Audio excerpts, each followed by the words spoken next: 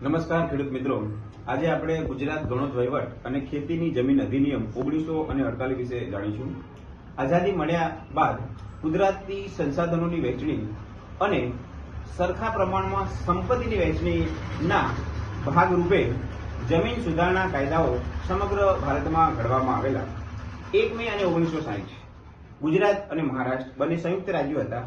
1 મે અને 1960માં ગુજરાત અલગ થયું ત્યારે આઝાદી બાદમાં જમીન સુધારણાના કાયદાઓ ગણોત કાયદો 1948, ખેતીની જમીન ટોચ મર્યાદા કાયદાઓ મુજબ રાજ્યના સમયગાળા દરમિયાન, એટલે કે ગુજરાત અને મહારાષ્ટ્ર જ્યારે સંયુક્ત રાજ્યો હતા તે દરમિયાન ઘડાયેલ કાયદાઓ સુધારા વધારા સાથે આજે પણ ગુજરાત રાજ્યમાં તે અસ્તિત્વમાં છે.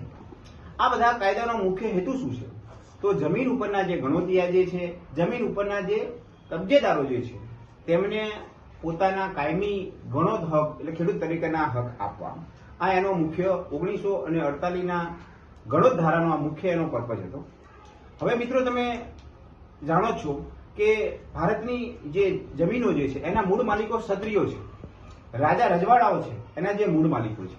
તો રાજા અને રજવાડાના સમયમાં જમીનનો જે સત્તા પ્રકાર હતો એ સત્તા પ્રકાર અલગ અલગ પ્રકારના હતા, જેવા કે દેશસ્થાની જમીન, ઇનામી જમીન, ચાકરિયાત જમીન, જાગીરી, નાબૂદી જમીન, વાટા, ભાંડુઓ, મેવાસી વગેરે આ પ્રકારે જમીનના સત્તા પ્રકાર હતા.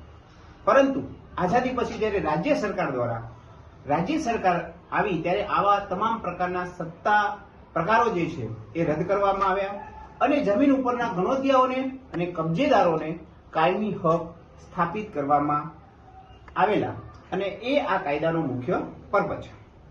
તો આશા રાખું છું કે આ વિડીયોથી આપણે ગણોત ધારો કઈ રીતે અસ્તિત્વમાં આવ્યો અને શા માટે ઘડવામાં આવ્યો એના ઉદ્દેશોની સરસ મજાની માહિતી પ્રદાન થઈ છે. જય જવાન, જય કિસાન.